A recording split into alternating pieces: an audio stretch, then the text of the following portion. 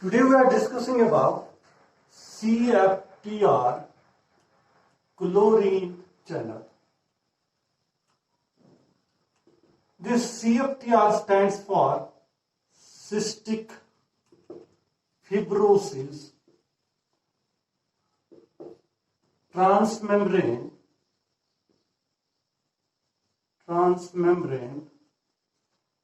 regulator. Is the full form of CFTR, that is cystic fibrosis transmembrane regulator.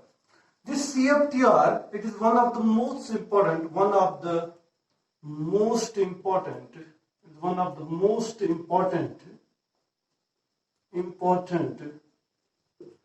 ABC transporter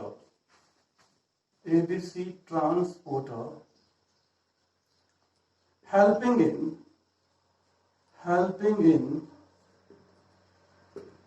movement of ions and water in lungs and intestines.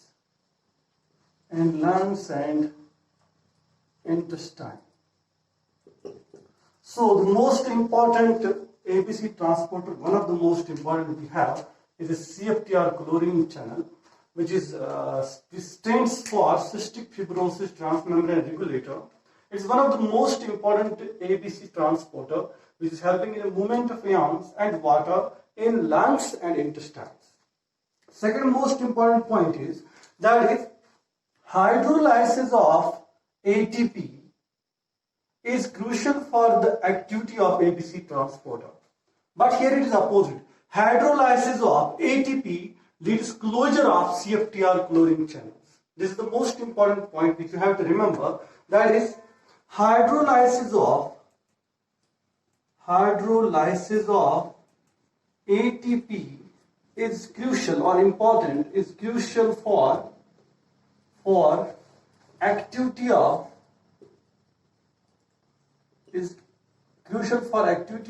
ABC transporters,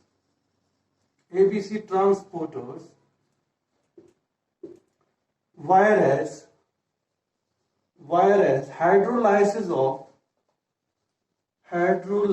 of ATP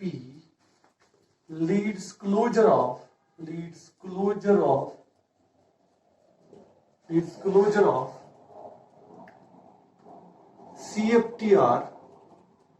CFTR chlorine ion channel. This is the most important point which you have to remember. That means hydrolysis of ATP leads crucial, is important for activity of ABC transporter, but same the hydrolysis of ATP leads closure of CFTR chlorine ion channels. This point you have to keep in mind. So that means hydrolysis is helping in the activation of ABC transports, but this hydrolysis of ATP may also lead to the closure of CFTR chlorine ion channels. Now one more important point you have to keep in mind, that is CFTR chlorine ion channel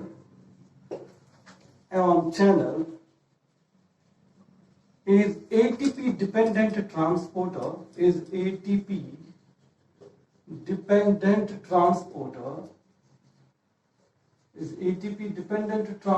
dependent upon ATP, but hydrolysis of ATP leads to its closure. Is ATP dependent transporter is this CFTR chlorine ion channel is ATP dependent transporter that transports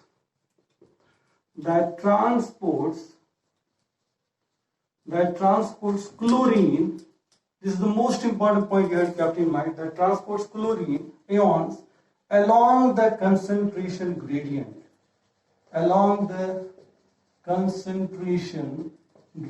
That means it moves from higher concentration to lower concentration. So these are the few points. Before we discuss CFTR in detail, these few points are most important to remember. That is, it is one of the most important ABC transport, which is helping in the movement of ions, water in lungs and intestines.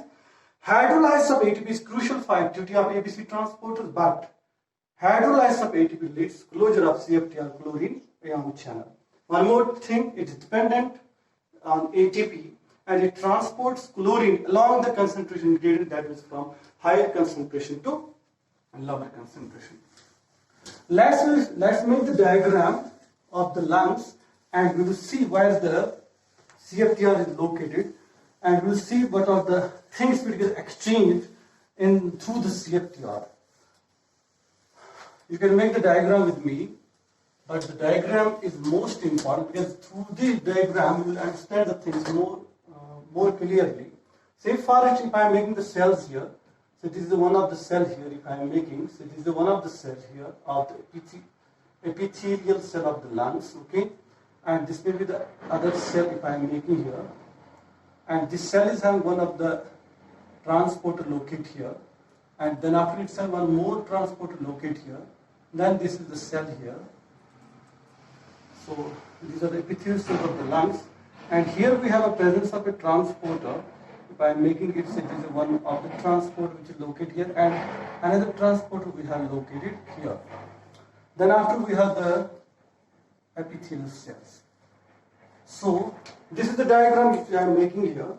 Now we have one more thing located here, that is a regulatory domain. This is a regulatory domain here, which is present on this one. Now what is this here? This is this vertical transporter is known as NKCC. This is known as NKCC. That means it is a sodium ion dependent, potassium ion,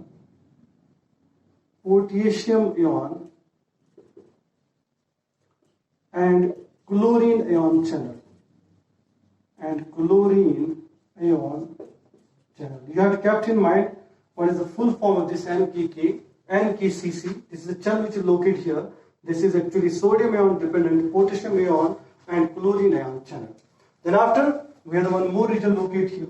This is a sodium potassium ATPase, or sodium potassium pump. And we have the presence of here tight junctions. If I am making, these are the tight junctions here, which I am making roughly. Now this side we have, there is a presence of blood. So this side we have a presence of blood. These are the lung cells. Then after, on this side we have a presence of airways. So these are the airways, or we can also call the lumen of the lungs. So these are the airways. Now this we call these are the tight junctions, and this we call these cells as, we can call these cells as, we have the epithelial cells of lungs, and we have this one is a tight junction. Now here we can see this is a sodium ion dependent, potassium ion and chlorine ion channel. Here the sodium moves in, as well as chlorine moves in, as well as potassium moves in. You have to keep in mind, these are all things which move from the blood to the cytoplasm of the cell, or to the intracellular matrix. And here here is an exchange of 3 sodiums are out, and taking in the 2 potassium ions. One more important thing you have to keep in mind, that is, this sodium may move through the paracellular movement. It may reach to the airways or to the lumen of the lungs. Through the paracellular movement, it may move here. And this is known as, this type of pump is known as ENEC. This is known as NEC, which means epithelial sodium ion channel. Sodium ion, which means epithelial sodium ion channel. And this we call as CFTR. This is CFTR chlorine channel. Okay? And this is known as a regulatory domain. And this is phosphorylated here, so that is just activity. Now, most important thing you have kept in mind, this we call as a base surface, or we can call it basolateral surface, and this we call as an apical surface. which towards the lumen or towards the air breathes. Let's say all these things we discuss them one by one. What are the things which are present onto this structure? Let's take the first one.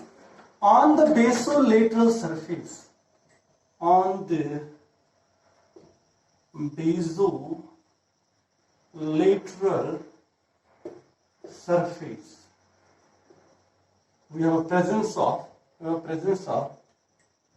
KNACC,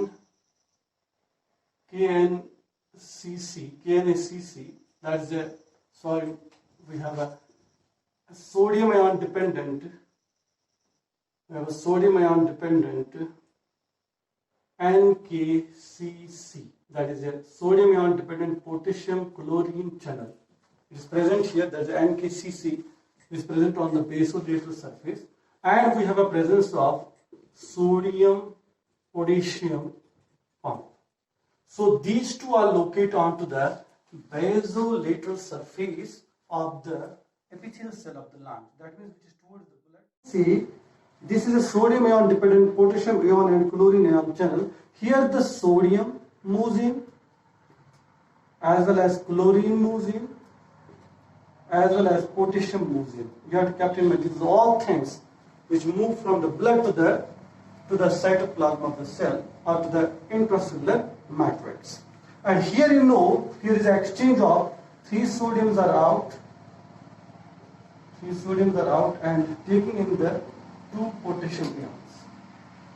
One more important thing you have to keep in mind, that is these sodium may move through the paracellular movement. It may reach to the airways or to the lumen of the lungs. Through the paracellular movement, it will move here. And this is known as, this type of pump is known as ENAC. This is known as NEC, which means epithelial sodium ion channel. Sodium ion, which means epithelial sodium ion channel. And this we call as CFTR. This is CFTR chlorine channel. Okay? And this is known as a regulatory domain. And this is phosphorylate here, so that it gets activated. Now, most important thing you have to keep in mind, this we call as a base surface, or we can call it basolateral surface, and this we call as the apical surface, which towards the lumen or towards the air breathes. Let's say all these things we discuss them one by one. What are the things which are present onto this structure? Let's take the first one. On the basolateral surface,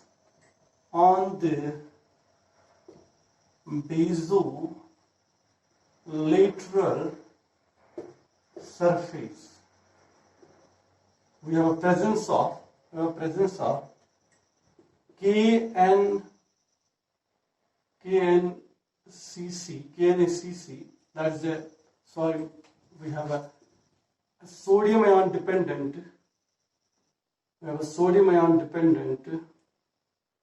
NKCC, that is a sodium ion dependent potassium chlorine channel.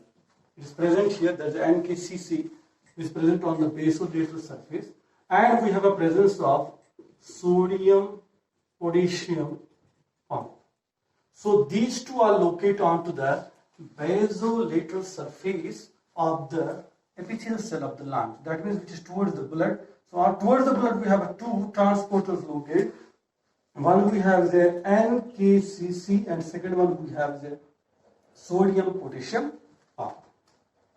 Now, if we move towards the apical surface, and the apical surface we have one more thing located, that the mucus is deposited here. Mucus cells are there present, we secrete the mucus. See, this is the mucus which is present here on this surface. So this is the mucus which is present, if I am making it. So mucus is also secreted. There are the mucus cells which are present, they screen the mucus. And this mucus, it is maintaining the pH, plus it is having the antimicrobial peptides. So it prevents it from the infection. That's the one more important thing on the apical surface. If we take the apical surface, on apical surface, we have a presence of, first one we have the CFTR chlorine ion channel. CFTR chlorine ion channel, which is helping in a movement of chlorine as well as the water from intracellular matrix, from the cytoplasm towards the lumen. The chlorine as well as water is taken because the chlorine concentration here is very high. If the chlorine concentration in intracellular matrix is very high because of the movement of the chlorine from blood into the intracellular matrix with the help of NKCC, the chlorine gets increased. This chlorine is taken passively, or we can say this is taken along the concentration gradient from higher concentration to lower concentration, from intracellular matrix to the lumen or to the airway. The chlorine is taken from cytoplasm of the cell, which is rich here because the NKCC takes the chlorine from blood into the intracellular matrix. The chlorine concentration here increase. Now this chlorine is taken out. Now this chlorine is taken out into the airways, as well as the water is also taken into the airways. Because when the chlorine goes out, the solute concentration here increases. That means this becomes here hypertonic. When the condition is here hypertonic, what is water comes from the cytoplasm into the airways. This is the most important point which you have to keep in mind. Second, which is located here, that is ENaC. ENaC is an epithelial sodium ion channel, which is also located here. That means when the sodiums move here through the paracellular movement, they reach into the lumen of the lung or lumen or airways of the lung. What happens? Now this opens and the sodium is taken in again. So it is taken inside. So that means the sodium moves from the paracellular movement, it reaches into the airway. Now this ENaC opens, the sodium is taken in. Okay, the sodium then goes out. So this is happening continuously. Now one of the most important things which you have to keep in mind, that is the airways, or we can say onto the epithelium towards the airways or towards the apical region, we have a deposition of mucus. This is the most important thing. Now, if we take one more important point, that is onto the epithelium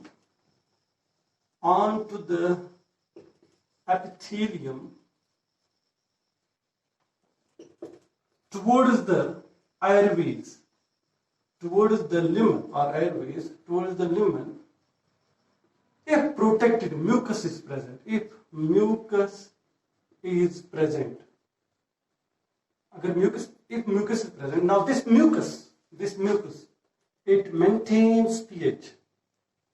It maintains pH, as well as it is having an antimicrobial peptide, that is AMP, antimicrobial peptide, which prevents it from the infection. What happened? The most important thing you have to keep in mind, this is a sodium ion dependent potassium chlorine symporter, because both the potassium as well as the chlorine, they move in the same direction, but they are dependent upon the sodium. This is the most important thing. So we call it sodium dependent potassium ion chlorine ion symporter. That means both the chlorine as well as the potassium and the sodium moves from blood into the cell or into the cytoplasm of the cell. Then after, with the most important thing, the chlorine moves out. Here the hypertonic condition increases. The water is dragged from the cell into the lumen, and this water, it washes out this whole mucus from the airways. It washes out this whole mucus from the airways, so as there is an easy exchange of the gases. So we can say what is the function of the water. Now when the chlorine and the water are taken out by the CFTR receptor from intracellular matrix into the lumen, what happens? It washes out this water washes out the mucus which is deposited onto the apical surface. Now this mucus and keeps the surface free for the easy exchange of the gases. This is the most important point which you have to remember. That means CFTR transports chlorine ions as well as the water,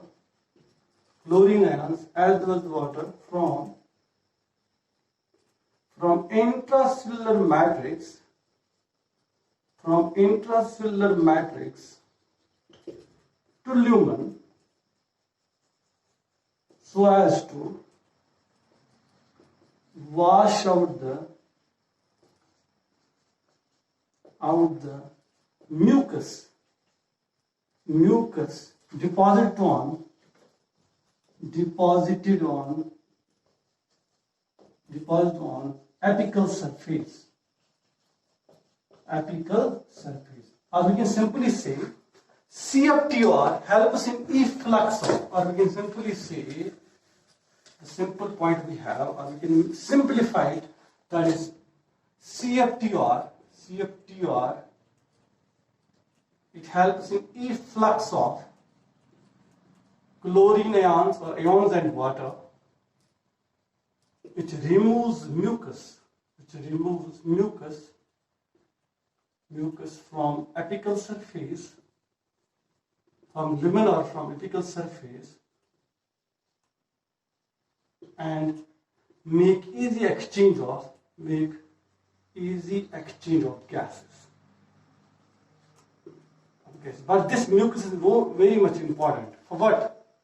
For maintaining pH as well as for antimicrobial peptide, because that helps it from prevention of infection.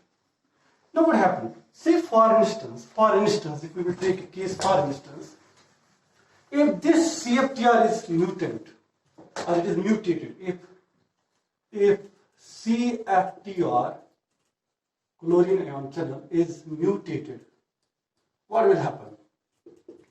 If it is mutated, what will happen?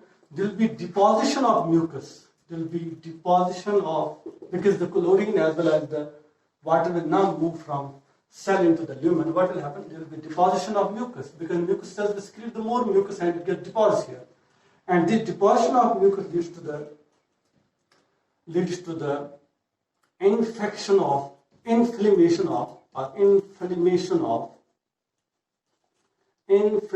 of lungs. And what leads to inflammation? It leads to damage to the lungs.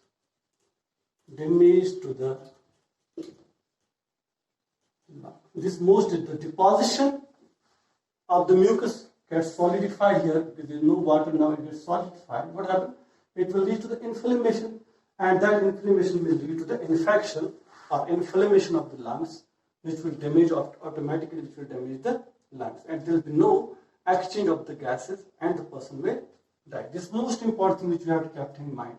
If CFTR is mutant, there will be deposition of mucus, inflammation of lungs, and well as damage to the lungs, or there will be no exchange of the gases, and what will happen?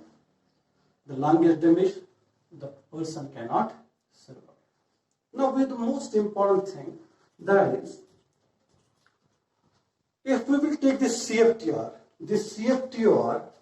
if we will take a CFTR, it is an autosomal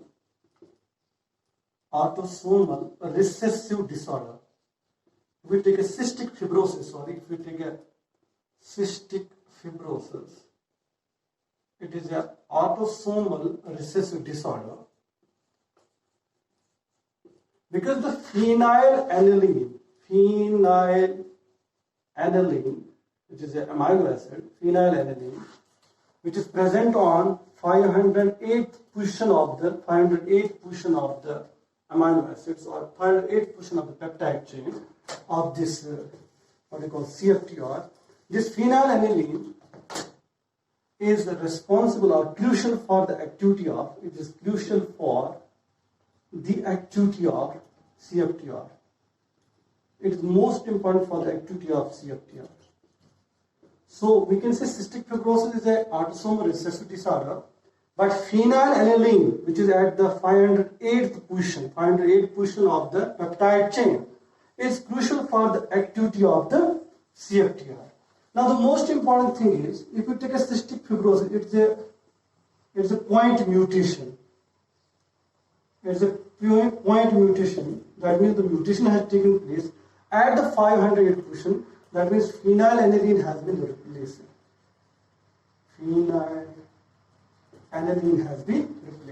So cystic fibrosis is a point mutation, when it's a point type of mutation, where only the single amino acid has been replaced, which is present on 508th position, that is phenylalanine. But this phenylalanine is very much important for the activity of the CFTR. If this phenylalanine is mutated or it is replaced, what will happen? It will lead to the disease that is known as cystic fibrosis, which is an autosomal recessive disorder. Now this is all about the ABC transporters. Now tomorrow we'll go through the membrane potential.